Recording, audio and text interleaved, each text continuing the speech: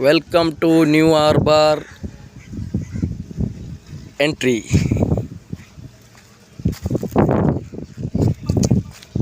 ಇದು ಸೇರಿ ನಾನು ನಮ್ಮ ದೇಶದ ಭಾರತದಲ್ಲಿರುವಂತಹ 21ನೇ ಹಾರ್ಬರ್ಗೆ ನಾ ಬರ್ತಾ ಇರೋದು. ಫಿಶಿಂಗ್ ಹಾರ್ಬರ್ ಇದು. ಸಮುದ್ರದಿಂದ ಮೀನು ಹಿಡಿದು ತಂದು ಇಲ್ಲಿ ವ್ಯಾಪಾರ ಸೇಲ್ ಮಾಡುವಂಥ ಹಾರ್ಬರ್ ಇದು. ಇಲ್ಲಿ ಲೈವ್ ಆಗಿ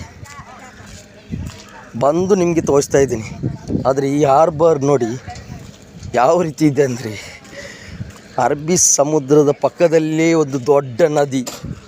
ಆ ದೊಡ್ಡ ನದಿಯ ಸುತ್ತಲೂ ಇರುವುದು ಏನು ಗೊತ್ತಾ, ದೊಡ್ಡ ದೊಡ್ಡ ಬೆಟ್ಟಗಳು, ಗುಡ್ಡಗಳು ನೋಡಿ.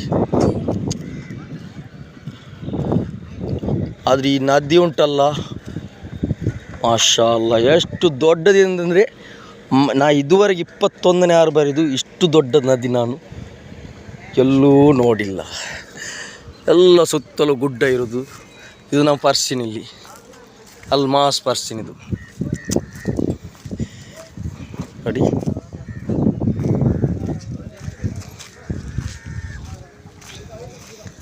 ಆದರೆ ಈ ಹಾರ್ಬರ್ನಲ್ಲಿ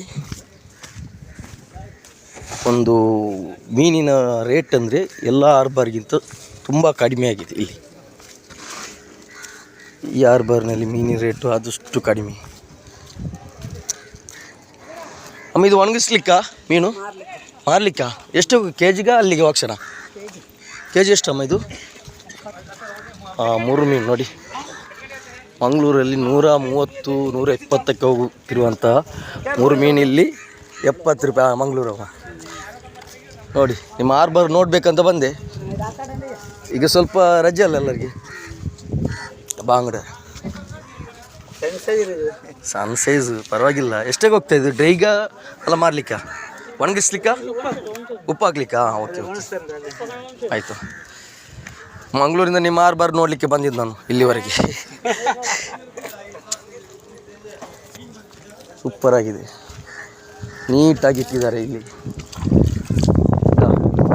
ಅಮ್ಮ ನೋಡಿ, ಇಲ್ಲಿರುವ ಅಮ್ಮ ನೋಡಿ, ಒಳ್ಳೆ ಕೆಲಸ ಮಾಡ್ತಾ ಇದ್ದಾರೆ. ಬಂಗಡೆಯನ್ನು ಒಣಗಿಸ್ಲಿಕ್ಕೆ ಉಪ್ಪು ಹಾಕ್ಲಿಕ್ಕೆಲ್ಲ ನೋಡಿ, ನೀಟಾಗಿ ಉಪ್ಪು ಹಾಕ್ತಾ ಇದ್ದಾರೆ. ಅದು ಐಸ್ ಪ್ಲ್ಯಾಂಟು.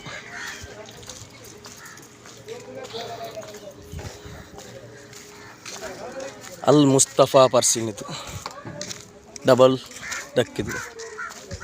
ಸೂಪರ್ ಆಗಿದೆ ಮಾರಿ. ಎಲ್ಲ ದೊಡ್ಡ ದೊಡ್ಡ ಗುಡ್ಡ ಬೆಟ್ಟಗಳು ಎಲ್ಲ ಸುತ್ತಲು ನೋಡಿ. ಅದರ ಮಧ್ಯದಲ್ಲಿ ಒಂದು ಸಣ್ಣ ಹಾರ್ಬರ್. ವಾವ್,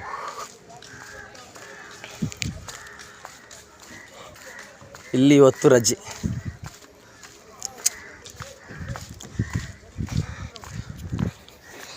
ಈ ಪರ್ಸಿನ್ ಬೋಟ್ ಅಂತ ಹೇಳ್ತೇವೆ, ಪರ್ಸಿನ್ ಬೋಟ್ ಅಂತ.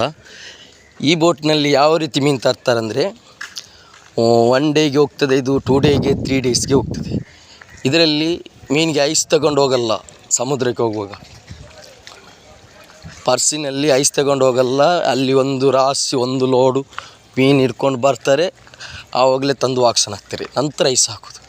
ಮತ್ತು ಈ ಡೀಪ್ ಫಿಶಿಂಗ್ ಬೋಟ್ ಉಂಟಲ್ಲ, ಇದು ಡೀಪ್ ಫಿಶಿಂಗ್ ಬೋಟು. ಇದು ಯಾವ ರೀತಿ ಅಂದರೆ, ಒಂದು 7 ದಿನ 8 ದಿನಕ್ಕೆ ಹೋಗ್ತದೆ.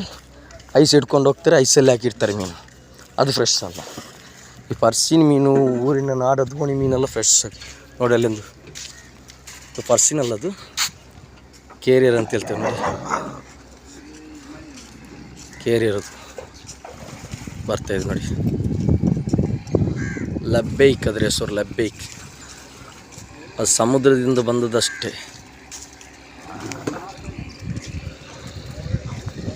ವಾವ್, ಸ್ಮಾರ್ಟ್ ಆಗಿದೆ. ಲಾಸ್ಟ್ ಟೈಮ್ ಈ ವಿಡಿಯೋ ಮಾಡಿದ್ದು ಹಾರ್ಬರ್ ಬೇರೆ, ಇದು ಅದಲ್ಲ, ಇದು ಹಾರ್ಬರೇ ಬೇರೆ. ಬೇಕಾದರೆ ಆ ವಿಡಿಯೋ ಹಾಕಿದ್ದೇನೆ ಯೂಟ್ಯೂಬಲ್ಲಿ, ಇನ್ಸ್ಟಾದಲ್ಲಿ, FB ಪೇಜಲ್ಲಿ ಹಾಕಿಸ್ತೇನೆ ನೋಡಿ. ಇದೊಂದು ಡಿಫ್ರೆಂಟ್ ಹಾರ್ಬರ್. ಅಷ್ಟು ದೊಡ್ಡದೇನಿಲ್ಲ, ಆದರೂ ಒಳ್ಳೆ ನೀಟಾಗಿ ಇಟ್ಟಿದ್ದಾರೆ. ಇಲ್ಲಿದು ಫಿಶರೀಸ್ ಅಧಿಕಾರಿಗಳು ತುಂಬ ಒಂದು ಮೀನುಗಾರಿಕೆ, ಫಿಶರ್ ಮ್ಯಾನ್ ಆಗಿರ್ಬೋದು. ಯಾವುದಕ್ಕೆ ಯಾವ ಫಿಶಿಂಗ್ ಹಾರ್ಬರ್ ಒಂದು ನೀಟಾಗಿ ಇಡ್ತಾರೆ. ಆಗ ನಾವು ಏನು ಅನಿಸ್ಬೇಕಂದ್ರೆ ಆ ಆರ್ಬಾರಿದು ಇನ್ಚಾರ್ಜಿ ಮೀನುಗಾರಿಕೆ ಇಲಾಖೆದು ಅಧಿಕಾರಿ ಆಗಿರಲಿ, ಆ ಜಟ್ಟಿದು ಆ ಆರ್ಬಾರಿದು ತೆಕ್ಕೆದು ಅಧ್ಯಕ್ಷ ಆಗಿರಲಿ, ಅವರೊಂದು ಮೀನುಗಾರಿಕೆ ಮಾಡಿ ಅವರಿಗೆ ಅನುಭವ ಇದ್ದು ಅವರು ಅವರ ಧಕ್ಕೆಯನ್ನು ಯಾವ ರೀತಿ ಆರ್ಬಾರನ್ನು ಇಡಬೇಕು, ಹೇಗೆ ನಡೆಸಬೇಕಂತ ಅವರಿಗೆ ಅನುಭವ ಇರ್ತದೆ. ಓಕೆ,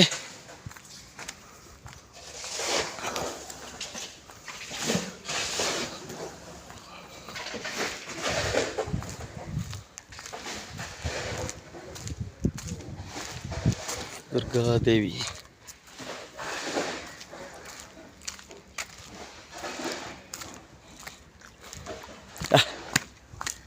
ಸಾಬಾಸ್, ತುಂಬ ಖುಷಿ ಆಯ್ತು. ಯಾರು ನೋಡಿ ನೋಡಿ ಅಲ್ಲಿ ಒಂದು ತೆಪ್ಪೆ ಬೋಟೇ ಬರ್ತಾ ಉಂಟು, ಮೀನಲ್ಲ ಬರೋದು ನೋಡಿ.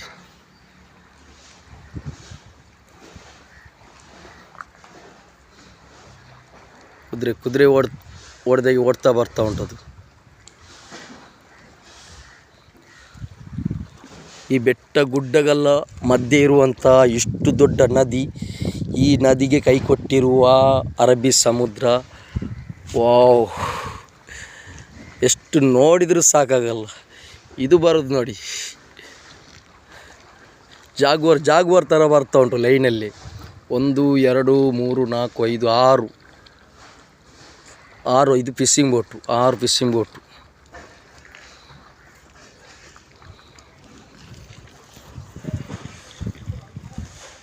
अस्सलाम वालेकुम। क्या भाई, मच्छी के लिए नहीं गया बोट अभी? हाँ, जुम्मे का नहीं है। क्या मच्छी है इधर? बांगड़ा पे थोड़ा बांगड़ा, पर्सिन को भी? हाँ हाँ। अब डीप बोट जाते हैं या करबिसी? पर्सिन का। मैं मंगलूर से आपको मार्केट देखने के लिए, हार्बर देखने के लिए। बहुत अच्छा क्लीन है। कितने में जा रहे हैं अभी इधर बांगड़ा के जी को? कल आएगा बोट। 7-6 काउंट वाला ये मिलता नहीं, कम हो गया है पूरा, नहीं है। सब जगह हार्बर का बोट सब बांध दिया, मच्छी नहीं बोल के। ये लेट का फिशिंग करते हैं और छोटा भी मच्छी को आज पे जब बाहर आते वो दूसरे दिन उसको पकड़ के लाते। वो बंद होता ही नहीं है ना, बहुत तकलीफ हो रहा है इंसान को। फिर बोलते मच्छी नहीं बोल के। ये आज पैदा होते हैं मच्छी, वो दूसरे दिन जाके पकड़ के आते, वो भी बड़ा होने के लिए नहीं छोड़ते। हाँ, फुल ट्रॉल भी लाइट भी दो भी बंद हो तो मच्छी सबको मिलेगा।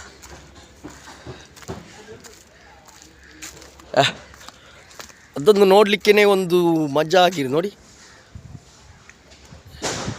ಸೂಪರ್ ಆಗಿದೆ, ಸೂಪರ್.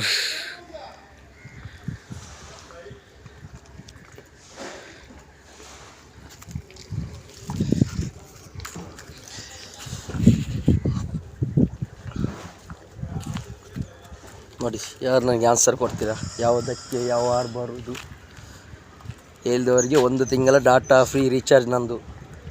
ನೋಡಿ ಹಾರ್ಬರ್,